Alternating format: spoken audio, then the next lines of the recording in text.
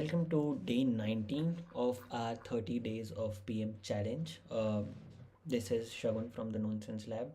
We here discuss about product management principles and typical task a product manager does during their job and how they build and scale product features and help scale the business revenue side of things, right? So part of building products is also thinking about design, right? As a PM, you're not really directly responsible for building these product designs, right? Or building these high fidelity wireframes. You probably have someone within your organization helping you building mockups and wireframes to hand over to your engineering teams and development teams to build the user interface that users will eventually interact with, right?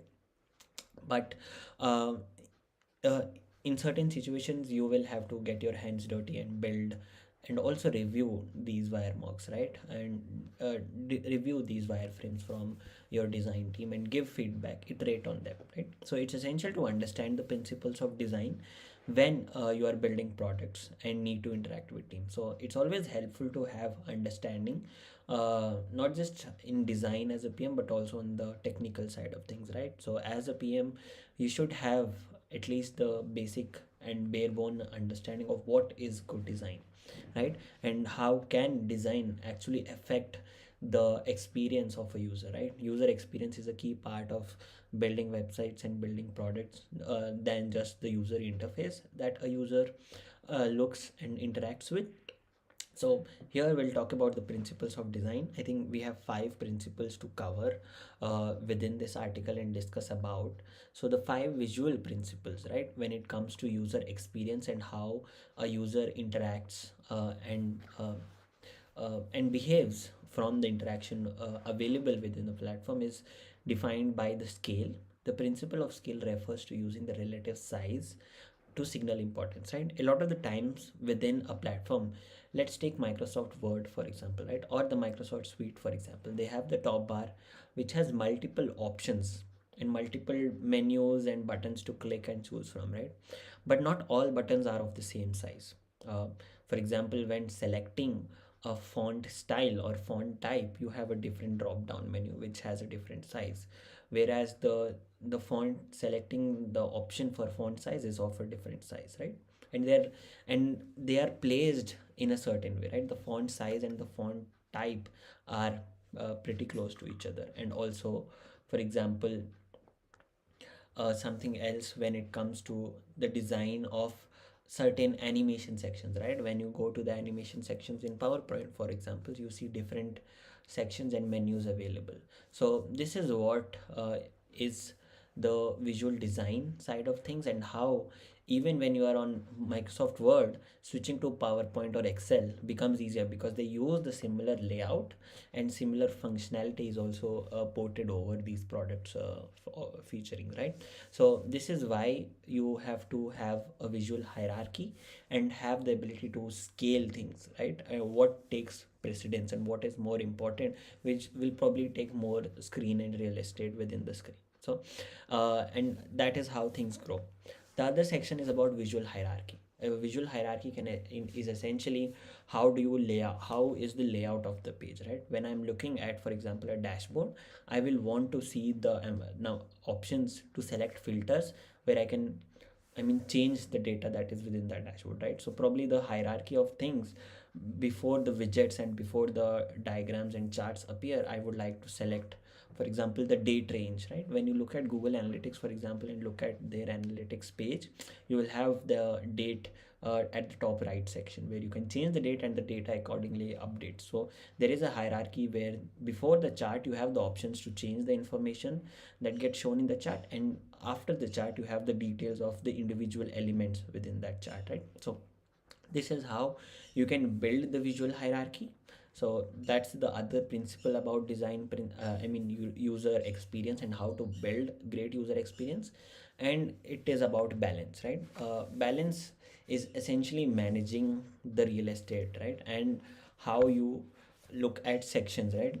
If for example you have a page where the left side of the menu you have multiple menus listed, but the right hand side is pretty empty, so you would want to have some sort of consistency where if you don't have, you can't really put the same number of or replicate have two menu bars on the left and the right, which isn't really good UX principle.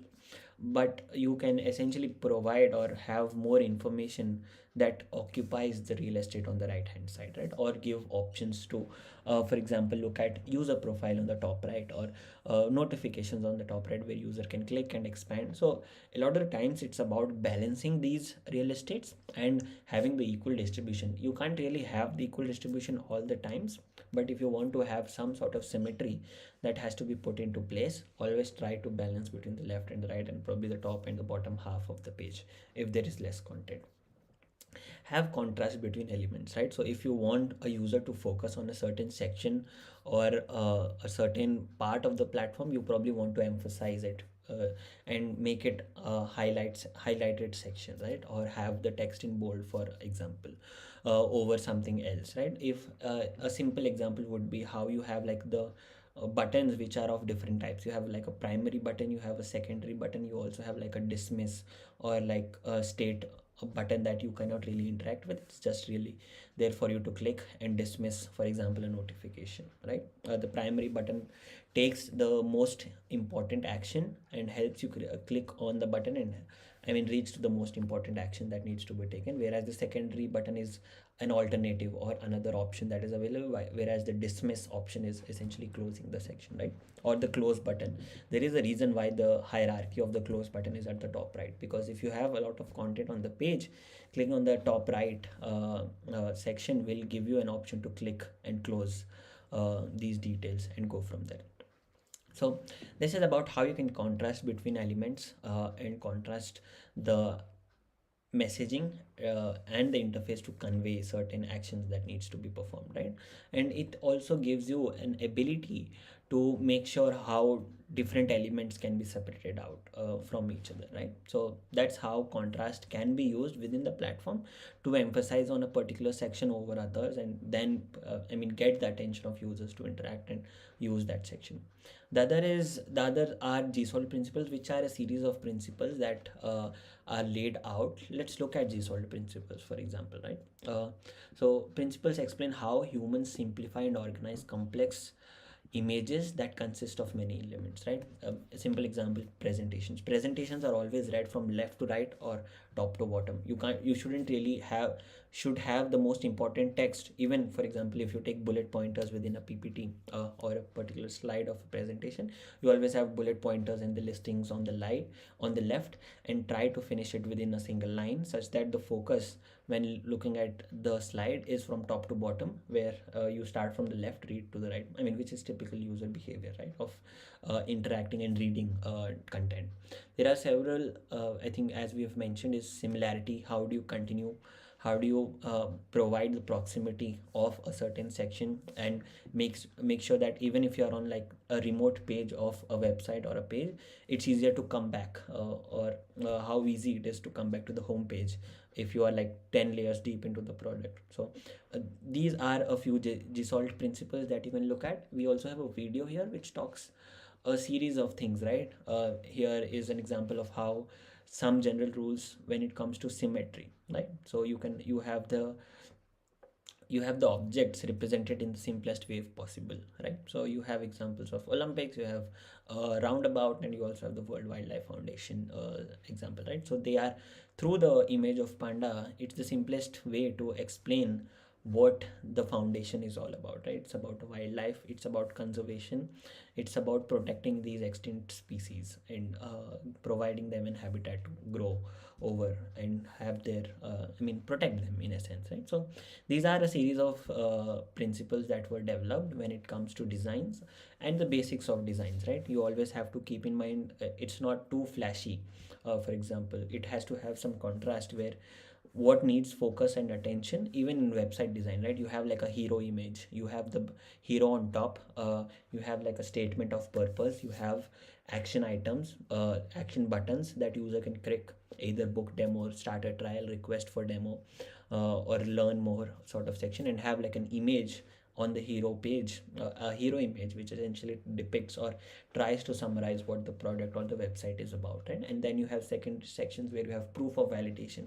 You list your customers, you get give testimonials, what do you actually offer, and then towards the end, which is your visual hierarchy, you give like a site map of all the actions and how you can reach out to the organization and the sub pages within the website, right? So this is a typical layout of how the visual hierarchy comes into place even in website design. So always keep in mind of the humans who are interacting, right? A lot of the times, for example, messaging is a very common behavior, right? So when you are, for example, building a messaging app or messaging service, you know that the message type box is always at the bottom of the screen. You have the ability to look at the user profile you are talking to or at the top, and I mean make video calls, look at options, look at the chat, and have the chat interface where the profile or the images related to the users are on the left, followed by their name in the part of, and then you have actions towards the right where you can swipe, snooze, block, unmute, and things like that can be performed, right? So there are multiple principles already laid out and multiple ways a user interacts with the product that they have experience and knowledge about. You just have to keep that in mind, keep these principles in mind, and build products and frameworks and features in essence that are easy to understand, relatable, and they all and are essentially very easy to onboard and get used to by, right? So the main part as a product manager is to make the product as simple as possible and with the least amount of friction for a user to get value out of the product. So with these principles of designs, and when building and having design sessions with your customers within your internal stakeholders as part of your product design and design thinking process, always have the user at in the center, empathize with their requirements. I think we've covered this plenty of times in our previous live streams when we talked about design thinking, product design, and design in general is to empathize with the users, ideate solutions, prototype them, test them, validate them with the users, and iterate and go through the loop, right? So uh, these were a few principles of design and design thinking. You can have more details on the laws of UX. You can also look at this great website called growth.design, which offers frameworks and psychology principles on how a user interface for a particular and all the famous app is being built, and how the user actually feels like, with great animated insights on how they can improve it, and why exactly a feature has been, or I mean a part of the platform is built a certain way, such that you can understand the real reason behind building it in a certain way, and then apply those same principles and frameworks within your design process and iterate from them. So but you also have this great resource called the laws of UX, which talks about multiple uh, reasons how you can accommodate and understand about these laws and build and design your product. So do check this out to understand about laws. You also check out our resources on design thinking and the process of design thinking and product development and prototyping your resources, where in essence you start from the basics of creating pen and paper diagrams of how the UX for a certain application looks like, then building rough mockups for that, building rough wireframes for that, looking at low fidelity diagrams, and then eventually having the high fidelity diagram that you can, after validation and testing, can pass on to users and test how the feedback is when you are, for example, redesigning a website. It's a lot of change for a existing user to learn, understand, and move on from their existing muscle memory of using things and moving on. So a lot of the times you phase out these release of your design elements, right, and go from there. So this is about principles, the five principles of design that we talked about. There are multiple other frameworks, psychology principles, which designers and product designers keep in mind when looking at designing and helping the user interact in a seamless fashion where things are not complicated and just familiar to them, such that they can get going without really had need of a concierge service where a user or a product owner or someone from support essentially guides them through using the product. So always aim for making it the simplest, as simple as possible. The simple the better. It also helps the business and also helps you grow, but in essence, uh, it has to have the user at the center and a user in mind when building these products.